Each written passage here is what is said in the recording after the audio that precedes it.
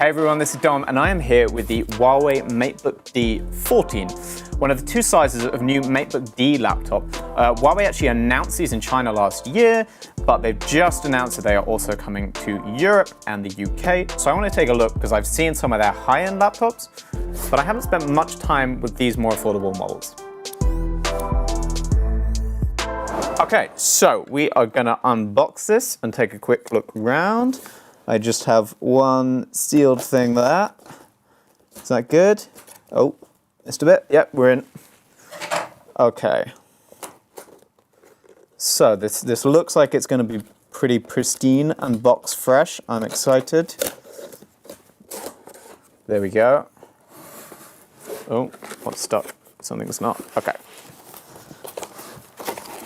Phones are so much easier to get out of their boxes. There we go. Okay, that's just more polystyrene. I don't need that.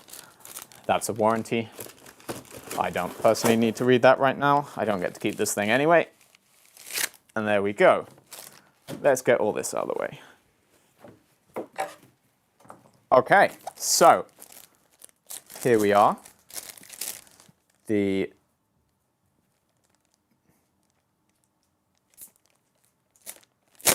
D14. That little helpful sticker has reminded me that there will be some power cable-y stuff in the box. I'm going to grab that, because you normally need chargers and stuff with a laptop. Having, in a very blasé way, thrown it down as if I don't need anything else from here. There we go. Let's take a look at that first, and then we'll get to the actual machine.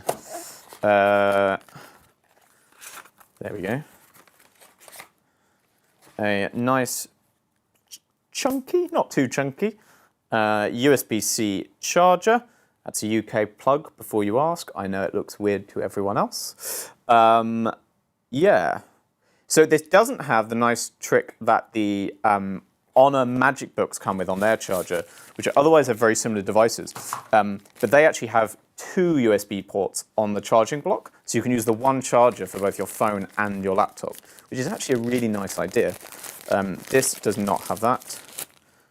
But there we go. Yeah, USB-C to USB-C cable, because it's USB-C charging on the machine itself, obviously. This should be a 65 watt charger. And it is, yeah. So yeah, 65 watt charging, which is very, very fast. So I can't remember what figures Huawei gave about how much battery you'll get in what amount of time, but basically it will charge up very quickly, which is really useful. Means it becomes a lot more portable. You can just sort of then plug it in for half an hour and get a lot of juice back like you can with your phone these days. This is the Space Gray model. You can also get it in Mystic Silver. It does not come in the lovely dark green finish that the MateBook Pro X has. So it's just gray or silver. Those are your options. Looking elsewhere, we'll see on here a Radeon sticker. This particular model is a Radeon model, obviously. You can get it in Intel too. I'll talk about the prospects in a minute. But yeah, this is the 14-inch model, so there's a slightly bigger 15-inch model. They're otherwise very, very similar. They have, I'm pretty sure, identical ports. So USB-C for charging, a HDMI, another USB-A, and a headphone jack. I think that's the exact same on the 15-inch model. It's pretty lightweight. It's a bit over a kilo. I can't remember exactly how much, but actually, yeah, this feels still sort of light and portable, especially for a 14-inch device. It's obviously a bit boxy. When you go to the MacBook X's and the Pro X, they're much more sleek and curved and kind of MacBooky in their look. This is definitely more functional, kind of square cut. But I don't mind that. I don't hate it. Okay. Let's get it open. Cool. I will get that out of the way. Though actually, highlights two features I do want to talk about. Fingerprint sensor and webcam. So, I will turn it on first using the fingerprint sensor. So, this is a combined fingerprint sensor power button. Please tell me there's some battery in this thing and it's actually going to turn on.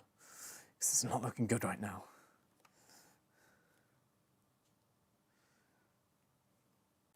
All right, plug plugged. Let's see. It should turn on now, and if it's not, then this is a dead laptop. Oh no, there is a light. There's a light on my side. There's some power coming in. I don't know how much this is going to get cut. All right, here we go.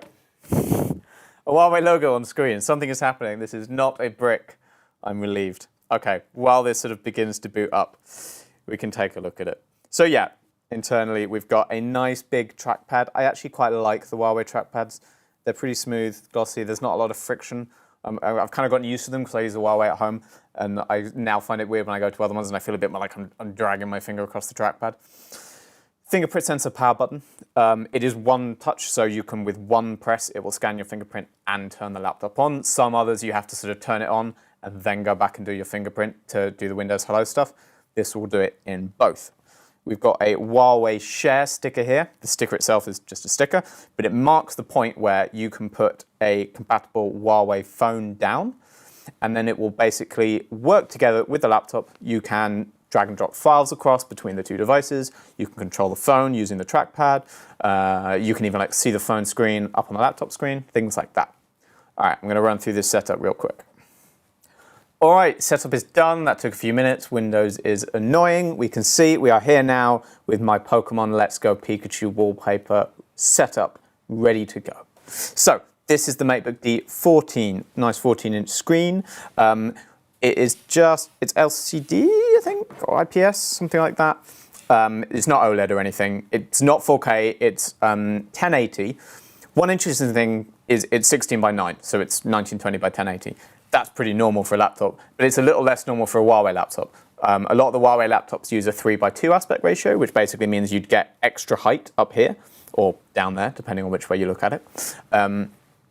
That's actually something I like. I like it for productivity. You get more scrolling space, really good for writing, which I do a lot of, or for any sort of coding, stuff like that. Just that little extra bit of vertical space I'm really keen on.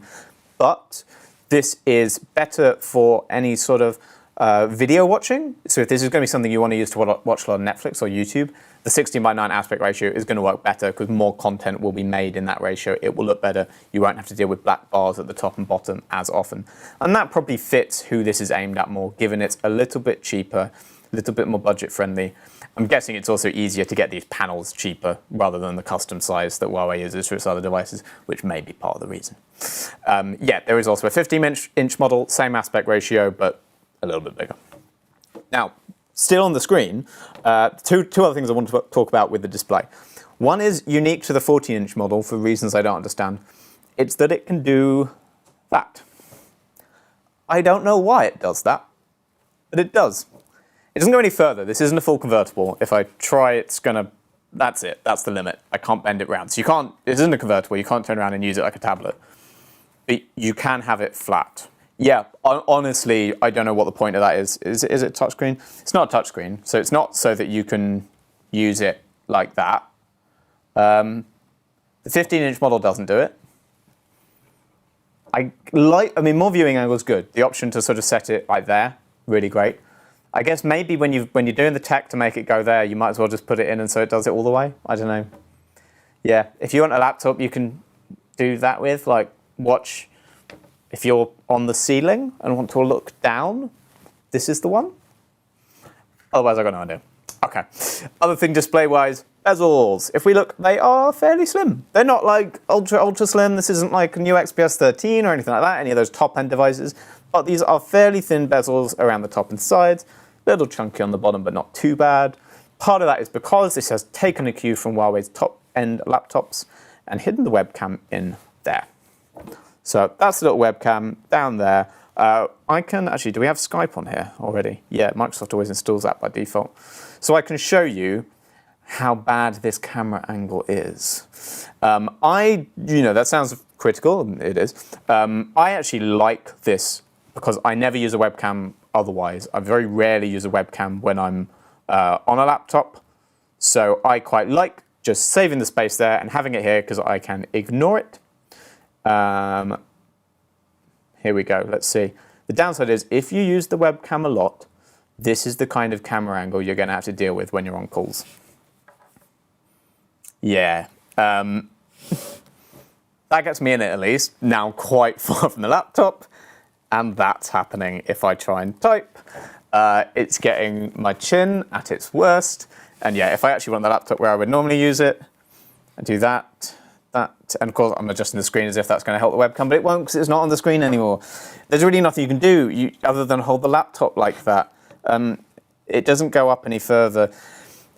It's a bit rubbish from that perspective. So it gets the screen bezel smaller. I like that. But yeah, if you actually use a webcam a lot, if you're on Skype a lot, video chatting, that kind of thing, do not get one of these because you will get so fed up of that camera angle, I promise. Right, now specs-wise, I just want to talk about other core specs. So this is the Ryzen version. It's the Radeon 5 3500U with Vega 8 graphics. That's the only option that you got if you want to go AMD. There's just the one CPU as far as I'm aware. You get a bit more choice if you want to do Intel, because there are Intel models too. It goes up to an i7. I'm not sure how far down it goes. There'll be an i5, obviously. I don't know if there's an i3 option too. If you're not nerdy about computer specs anyway, don't worry too much about whether to buy Intel or AMD. They will run all the same stuff. They will run pretty smoothly no matter what. You won't really notice a difference. If you are nerdy enough to care, you probably already know where your preferences lie, so I'll leave that to you. But it is nice to see we are finally getting that kind of option in the laptop space, so that is encouraging. RAM and storage will vary by market, so I'm not going to go into that because what you can get is going to be different depending on where you're looking at this laptop. The other thing I want to talk about is battery. I've already mentioned it's fast charging, 65 watt, but there is a weirdness to the battery capacity here. So this is the 14-inch model. It comes with a nice, generous 56 watt-hour battery. Basically should last you a day of normal use. Huawei are saying sort of 10 hours or so that's pretty good. If you go for the 15-inch model, the bigger laptop with a bigger chassis and more space for components, you will get a smaller battery. I don't know why. It's the exact same thing in the Honor MagicBooks, but yeah, there you go. Bigger laptop, smaller battery, even though it's got a bigger screen to power and presumably more powerful cooling systems or something like that. So the 15-inch is going to have worse battery life. How much worse, I can't say. We haven't tested either properly yet, and we don't have a 15-inch model here at all.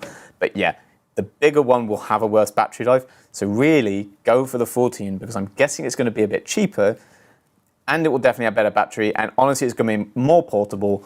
You probably don't need a 15-inch laptop unless you're using it for a lot of professional use, and in that case, honestly, I'd probably go for a higher-end machine than this, unless you really don't have a choice budget-wise.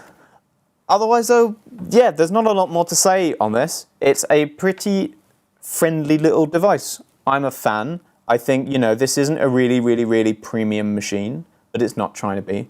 But I think it's smart about the features it does have. It's pretty high spec.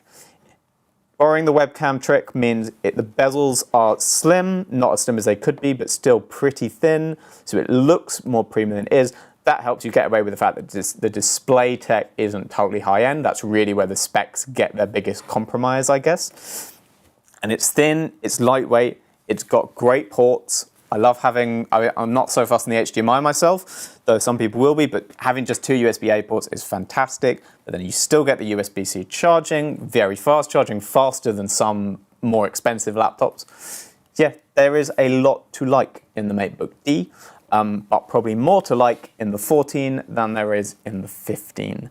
So stick with the smaller one unless you desperately need that extra inch. Thanks for watching, like, subscribe, and jump in the comments to let me know what you think of the MateBook D.